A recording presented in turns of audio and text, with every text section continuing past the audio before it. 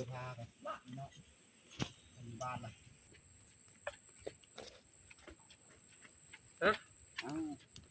ยังถือใจเพิ่นบ่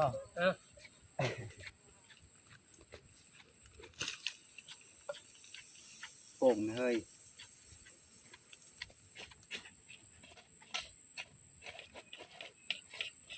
ปริมัดแขนไปอ่ะฟังมันเถอะนะที่มันจะหาตกง่ายนี่นะตัวนี้นะมากแค่นี้ตัวนี้นะเอาไปดีเพโดใหญ่ขนาดนั้นเถอะที่นี่นี่นางเพื่อนางหมูคือจะยำอยู่บ่อิ่มละ เราอิ่มล่ะอิ่มละอิ่มแล้วไม่กินกาแฟกับอีทำไมเดี๋ยวโง่เตือไปเลยเอาไปนึงเอาตัวนึงตัวแรกตัวนึงเอาอีกตัวนึงเอาชามูเล็กเลยได้พุทธโตมาไปเลยเบิ่งหน้าเดียวพูดไปก็ได้พุทธโต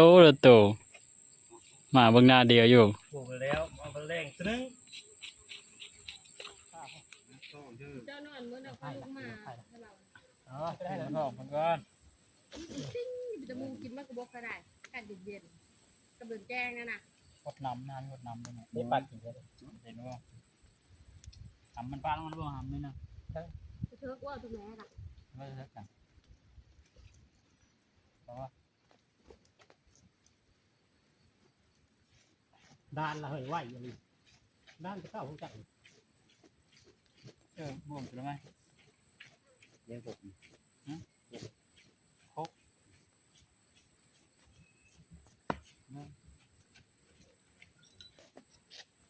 ทำรดน้ำเนื้อลงน้อยเขาปัดดีแล้วเรียกว่าปัดเอาเช่นนั้นนี่ก็เขาเอาเฮ้ยข้าวเย็นนึงเอาว่าแล้วมันกระด้านอ่ะ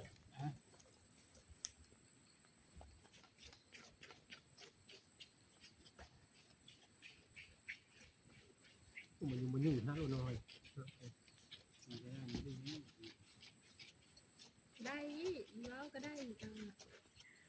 นี่เราไปชองเขาจะได้แล้วป่ะเคยละเคยแล้วนั่นนี่น้ำมาเลยเฮ้ยเนาะเคยแล้วทุกคนได้พอเชื่อหนังเฮียมได้ละนี่เราแจ้เขาดิสมอยอยู่บ่แจ้เขาดิสมอยอยู่บ่แต่มันมาคิดแล้วใหญ่ย่ำแล้วเบิ่งนี่เล่นเขาครับไปกินเขาอิ่มแล้วย้ำกินละวิธีการไม่คู่เวลาคู่ดังมันนะบินได้คู่ด้วยบ่เด้อนี่นะมันเป็นงามเลยล้างน้ำมากินนี่พูดทุกคนเลยหมดมะนาวเรา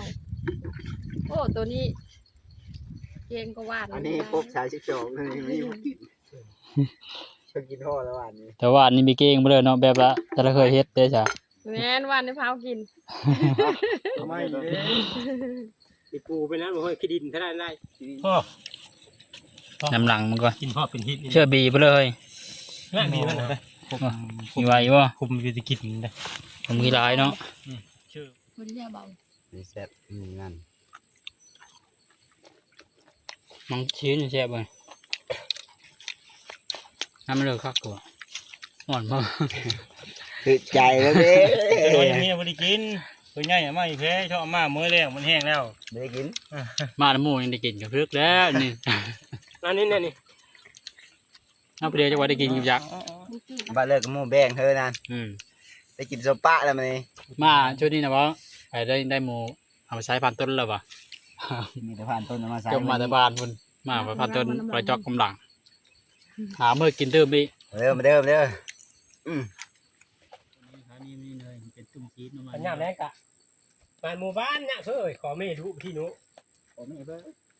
ครับเพิ่มนี้ละขอเมย์ไป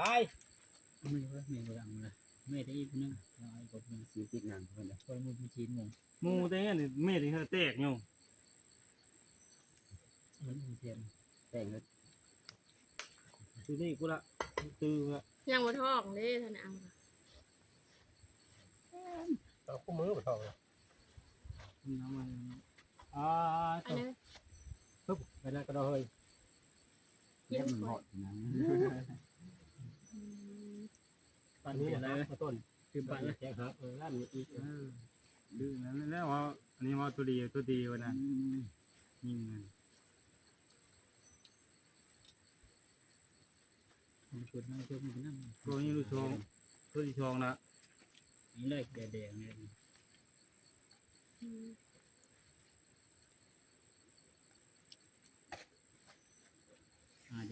กัน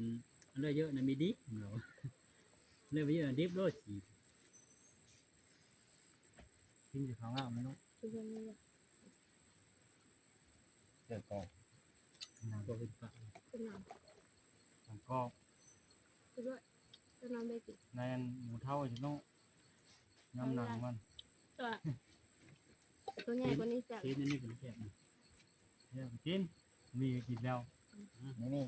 กินน่องก็จะมีเฮ้ย ที่กินได้ง่าย รอบหน้าก่อนเนี่ยเฮ้ยตีมง เมื่อนี้ไปเชื่อเหี้ยมา ว่าเลย เชื่อกินดีนะไปเชื่อ ทำเลย หลายชั่วโมงเลยไป กินได้เลย รอบหน้าเพื่อเลย เมื่อกระทันนะไม่ใช่เหี้ยเมื่อกระทันไม่ไหวแล้วอาทิตย์ มาเบื้องแม่จะโม่ก็มา12 โมงเขาพี่ยัง4 โมง 5 โมงละ ขี่รถได้เอารถมีเด็กเนี่ยสบายเลยยา ช่วยมันอยู่เพิ่มอยู่นะ รถโคตรอย่างนี้ คลิปนี้ยานะ ไอคลิปบวิดนี้เลยไอเฮ็ดบ่ ชีวิตนี้เป็นยาปลายตาย ยายจะได้เงินละเฮ้ยถึงข้าวละ ให้น้อยกับทิศนี่เป็นทิศเป็นเศร้าละ ปลาหน้าเลยน้อยทำรถ แม่แต่เหตุแม่แต่หูจักเลยโห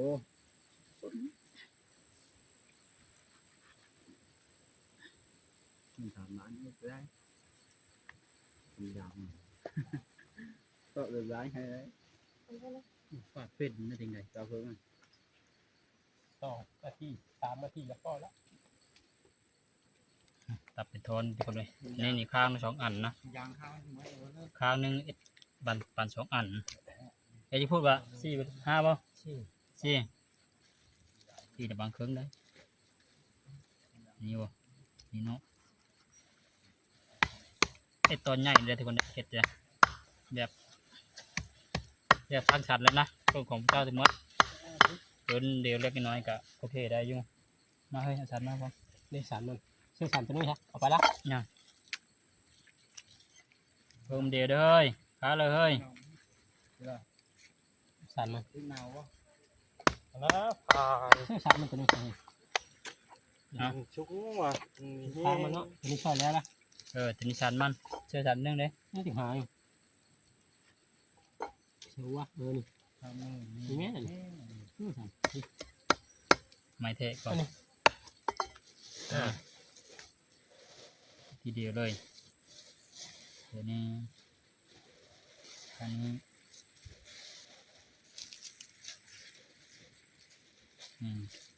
เพลงแฮวเฮ้ย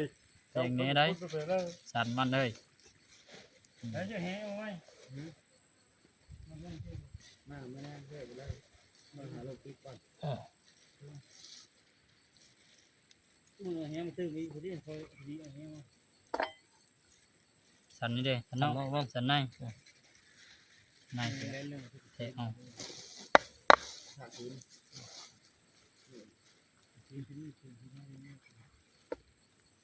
มาแล้วว่าเป็นไง อันนี้จักเดี๋ยวมันสันข้อมัน จังโคมันตัวนี้นะ เนี่ยตัวนี้ได้แล้วตอนนึงได้เนี่ยตัวนี้ได้ข้อ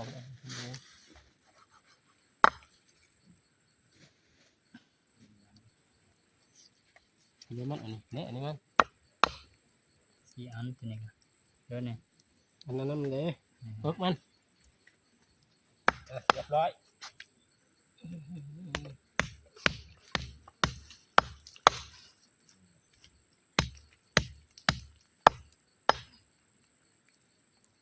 4 อันตัวนี้ก็ได้4 ขา4 ขา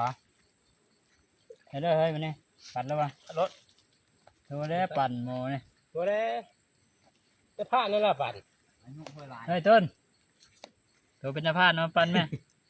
อายุเวลาก็นั่นปั่น เอาไปฮะไม่ชั้นไม่ยากเอาเลย มาข้างหน้าไม้นะซื้อเพิ่มเริ่มปั่นที่จะมาได้ ผมมีผู้ตี สี่ขา ดินปั่นน้ำมือชิ้นสดแบบนี้ผสม เอ เลย อ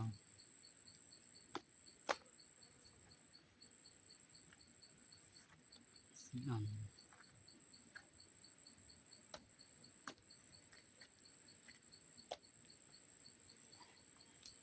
นี่เป็นสามเลยนี่บ่ ถามบ่นั่นนะชี้ได้ นี่เนาะนี่หนึ่งเนี่ยอันนี้เนาะ หมดละ แล้ว โอ้หมดไวอีกแล้วนี่ ย่างกันเอาเลยจัดมัน ลื่นนี่ปั่นได้แต่ลื่นปั่นก็เหาะได้เฮ้ย หนึ่งสองสามเสื้อตัวหนึ่ง โอ้มานำพันใหญ่เลยมาได้ เสื้อ ส ตัว อง หนึ่ง โลด เลย มารอบนี้ มาน้ำนะ เข้าได้มามาห้องที่บ้านใหญ่เลย มาหลังเงา เพิ่มมากนะเพื่อนเลย อ่าเดี๋ยวแล้ ห้าวแวะมาลำดังสู่ห้าวเล่นมาลำสู่ อันนี้มาอยู่สี่ ว่ามาป้าคือเปรียมาอันนี้มามูชงตู้นี่ นี่ทางประเด็นนี้เลิศนี่คือทางบ่ โค้ง ได้ได้คูเลิศนี่ตรงนี้ เอ็ดซีฟู้ดเท่านั้นเลย ทำมาช้อนไว้ที่รถบ้าง เม่นให้เม่นมือว่าตำลังนี่ฮะเราคือตำลังอยู่ชอบ นี่แหละ มาไว้บุกขึ้นก่อน มาชมก็มากลางคืนนี่ให้ตัวเลยมาได้ชงตัวแล้วเนาะ อ้าวประมาณนะเฮ้ยตัวนี้ อันนั้นว่า อ่า ก็ได้ลายก็โดนลืม สิ จ้ะ นั่งอยู่ตัวนั้นกัน ยังก็ว่า ก็ได้ตัวนั้นนะ ท้อง ท้อง เจ้าหน้าชิ้นนี้มาก็ เอาชิ้นนี้มาผัด ตัวนี้ของเชียดตัวนี้ของพัดต้นเพิ่นนี่เป็นแห้งกินดิบ ท้อ กิ ง นแห้ง โง่ว่าท้องนะ โอ้ถือว่ามาชุดนี้โอเคทุกคนเลยกันชิ้นดิบกินนี่ต่อจะชิ้นแห้งต่อ ไม่ได้ต้ม เที่ยวรอบนี้สองโตเลยทุกคนเลยสองเด้งเลยโอ้ถือว่าโอเควันนี้คือจะเป็นมื้อจำท้ายแล้วละปั่นชิ้นปั่นเผยยาแล้วพาเด็กกับเพื่อนกับโกเดินทางกลับบ้านเมื่อชีสฝากครอบครัวนี่ว่าอันเพิ่มยาวว่านี่นะ บ่เลยเธอคนนี้มานั่นนะ ยาวเอาดิจ้ะเพื่อก็เป่าก็หาปั๊มเอาปะ เป็นมานเคยนั่นแหละ ไม่ได้ชีสเลย เอาคาราบจี น้ำร้อย ไม่เอาคารัง ก็ร้อยประมาณเพชร เอาจ้ะ เอาไม่ไปท่อง เลือกก็ได้ เอาเลยละอันนี้ละ อารันตัวนี้ ก็โดนแล้วเอาละเอาไปตัวแล้วให้เพิ่งยังได้มา เอานั้นบ่สามารถเอา ข้าหน้าก็ได้ ฟังว่ามีมงไว้ ไม่ได้ได้บ่ นี่มีมงไว้เพื่อผู้เพิ่งได้กินก็ อันนี้ว่าคาได้นะ โย พูดได้ลายก็โดนนี่เธอ โอ้ย่ามาเลย มาท้องนี่เอามาท้องโอ้ยโม่มาท้องเด้อ ลองเอาอันยูโม่บ่ ตาอยางมาชื่อนั่นก็เป็นหน้าเพื่อนก่อน ทุกคนปั่นชิ้นปั่นของเรียบร้อยเข้าน้ำพายามาละ ไปเอา เก็บเครื่องเก็บของเพิ่มมันแบบนี้เดินทางกลับบ้านกลับช่องแล้วเมื่อเราไปท่องขึ้นไหมประมาณจักมือก ำหนดบ่ได้เป็นมือเลยกะ นี่บ่นั่นพาใหญ่ไว้นี่บ่ ฝ่ามือเรื่องมือไร พาจะโชดเนาะ แต่จะคิดนะ มันคือบริวิชนนะ ทุกคนชิ้นก็ได้หลายเต็มเลย หมดไปนะ ชิ้นทั้งหมดเลยนะชิ้นดิบชิ้นแห้งคอยเจอเดียวๆเลยว่าถุงเฮาพอดีประมาณนี้นะเดี๋ยวเราเข้าไปนะ มือคือใกล้ ได้ทางท่อจะรถ อย่างโชดมือก็รถสลักอี นัดเจอนี่บ่ได้อยู่